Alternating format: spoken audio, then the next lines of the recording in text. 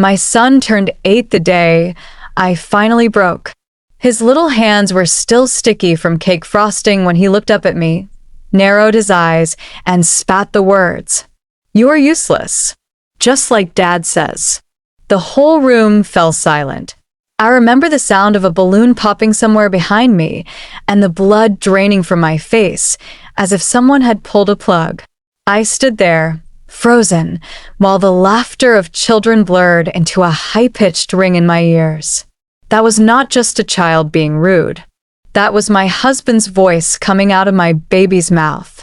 And in that moment, I knew I was not just surviving abuse. I was passing it down. What happened after that changed everything. Before I continue, I want to say a massive thank you to all our subscribers.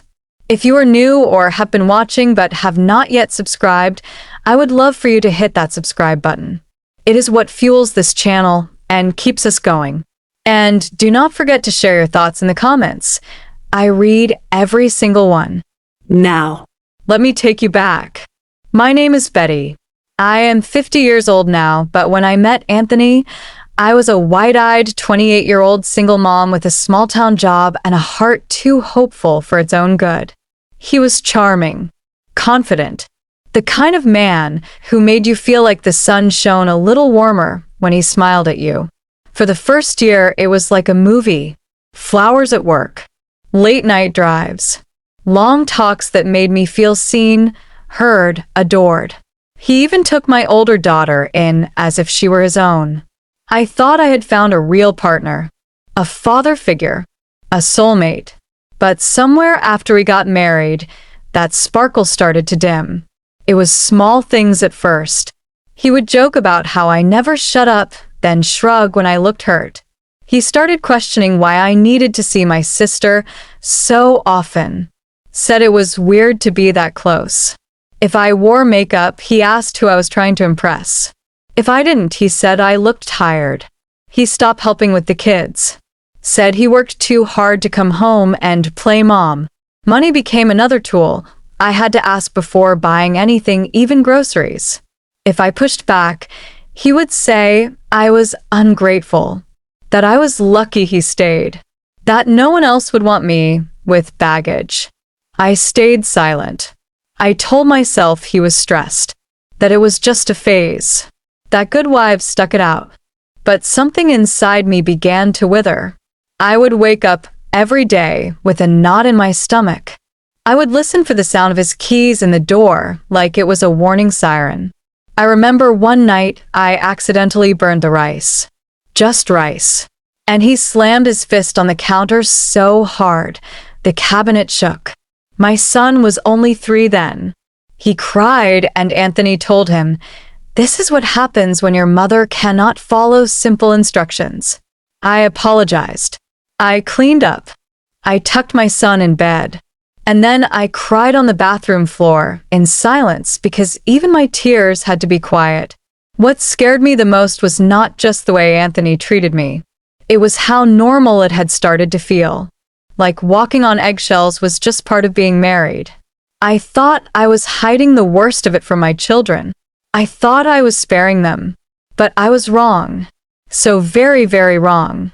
There is a kind of silence that feels louder than any scream. That was my life. A quiet war behind closed doors. One where I was always losing, but never allowed to say I was hurting. By the time we hit year 5 of our marriage, Anthony no longer pretended to be kind. He was cold, calculating, and cruel in ways that left no bruises, but plenty of scars. He controlled the money completely. I had a hand over every paycheck from my part-time cleaning job. He said it made sense, that he was better with finances. But what it really meant was that I had to ask for permission to buy tampons or school shoes. And if he said no, I just had to figure it out. He tracked my mileage, questioned every minute I spent outside the house. If I came home late from work, even by 10 minutes, he accused me of cheating. Sometimes he would punish me by locking me out for hours while the kids cried through the window. My spirit dimmed. I stopped wearing colors. I stopped laughing. I stopped talking to friends because every conversation became a weapon he used against me. If someone complimented me, I must be flirting. If someone criticized him, I must have planted the seed. He told me no one believed me, that if I ever left, he would take the kids and make sure I never saw them again. So I stayed, not for love, not for fear, but because I truly believed I had no other choice. I did what mothers do. I focused on my children. I made every birthday special. I held them when they had nightmares. I read to them, cooked for them, and whispered how loved they were every single night. I tried so hard to make sure they never felt what I felt. But I was fooling myself, because on my son's 8th birthday, everything I had built came crashing down. We were in the kitchen. I had just handed him a slice of cake. I was smiling. Trying. Always trying. And out of nowhere, he turned to me and snapped. "You are useless." Just like Dad says. It hit me like a slap. My hand actually trembled so hard I dropped the plate. Everyone froze. Anthony smirked from across the room.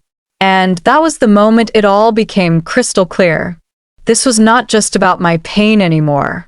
This was about what I was teaching my children to become. That night, after everyone had gone to bed, I sat on the bathroom floor again. But this time, I was not crying. I was planning. I packed a small bag.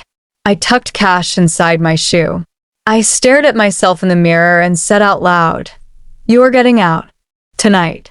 I had no idea what came next, but I knew if I stayed, I would lose myself completely. It was 2:37 a.m. when I slipped out the front door. My children, one in each arm, still half asleep in their pajamas, their tiny heads resting against my shoulders. I had my purse, a duffel bag, and $63 in cash hidden in the bottom of a cereal box. That was all. No plan, no place to go. But I had something I had not felt in years: resolve. I drove until the gas tank flashed empty, pulled into a rundown shelter 2 towns over in Montgomery. When the receptionist asked for my name, I choked up. I had not really said it in so long. "Betty," I whispered. Just Betty.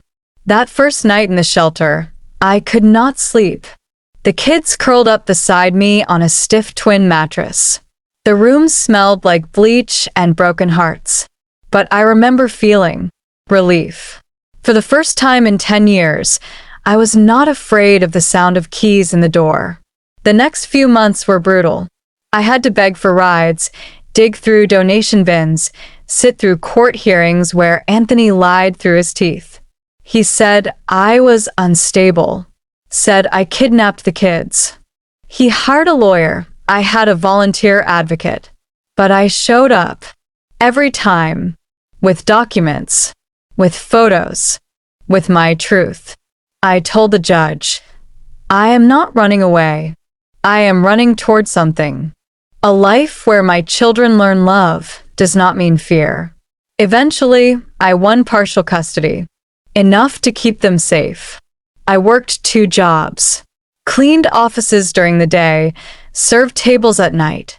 And slowly, day by day, I stitched a life back together from scraps. My daughter started smiling again. My son stopped flinching when someone raised their voice. And me?